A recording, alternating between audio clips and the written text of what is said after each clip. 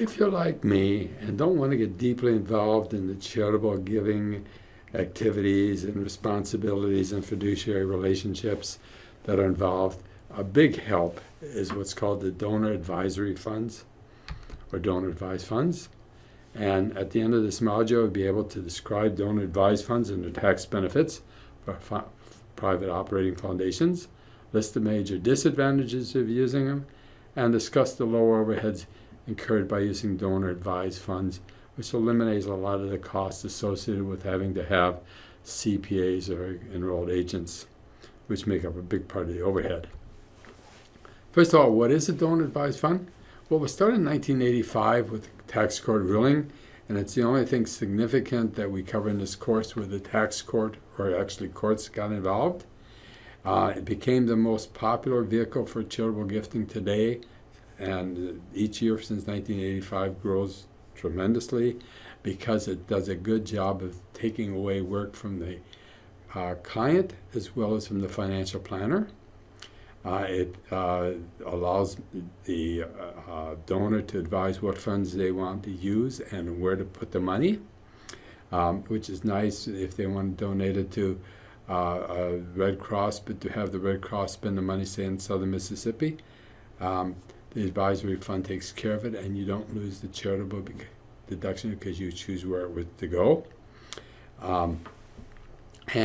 Finally, it's good for planners like myself who don't want to get deeply involved into the planned gifting and spend a lot of their career. There are financial planners who spend almost all their time just handling the gifting of their clients. It's a flexible way to contribute to charities without the involvement of a planned gifting or other type of foundation. It's limited to, however, to donating cash, securities, or other financial instruments. You cannot, for example, give clothing to it, obviously, or cars. Sponsoring organization does the paperwork, charges a fee based on percentage of assets. The financial planner gets a commission, and client obtains a charitable tax deduction for uses they choose.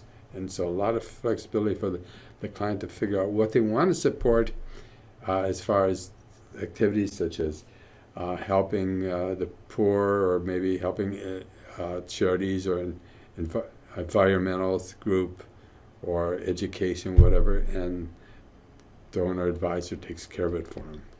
The disadvantages: private foundation can accept any type of assets, where donor advised funds can only accept cash, securities, and other financial instruments.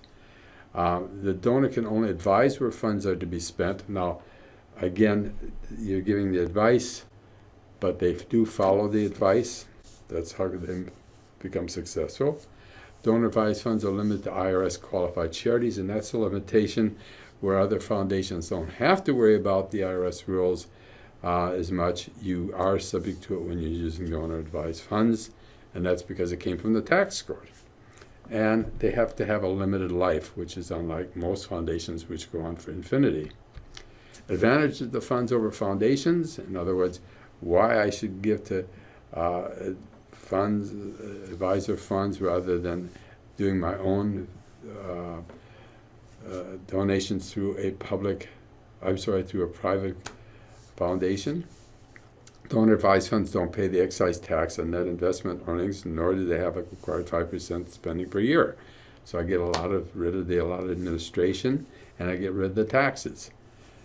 Because a public charity is used, private advisory funds get the maximum of 50% AGI rather than 30%, which is a big advantage. And finally, avoids costs of establishing and administrating a private charity, which again is what really happens in many cases on a private foundation. How to get started: client contributes cash, security, other financial charities instrument to a public charity.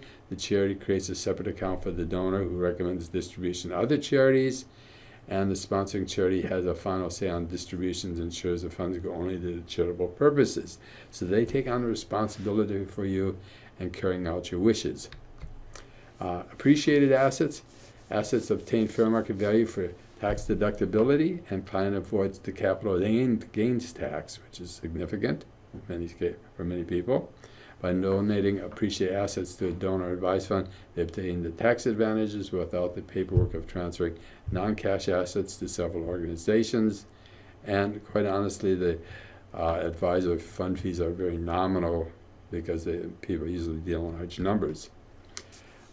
We can avoid complications. The private foundations are heavily regulated by IRS, and as we noted, CPA assistance is required and adds to the overhead for private operating foundations. We don't have that here. Donor advised funds are not subject to the foundation rules, thus overhead and complexities are avoided. Sponsoring charities, what's required? Well, they must comply with IRS Code Section 501c3, which is for nonprofits. They have to have a reasonable budget. They have to be adequately funded. They're staffed by professional personnel, and I can say from what I have seen, they are very professional. They're subject to monitoring and supervision by donor advised funds, and they're subject to the Pension Protection Act of 2006. Summary. Donor advised funds were started by a federal court case and a good example of judicially made law. The donor advised is good for financial planners who want minimal involvement in the charitable gifting for themselves and still get their commission. And donor advised funds have major tax advantages for your client.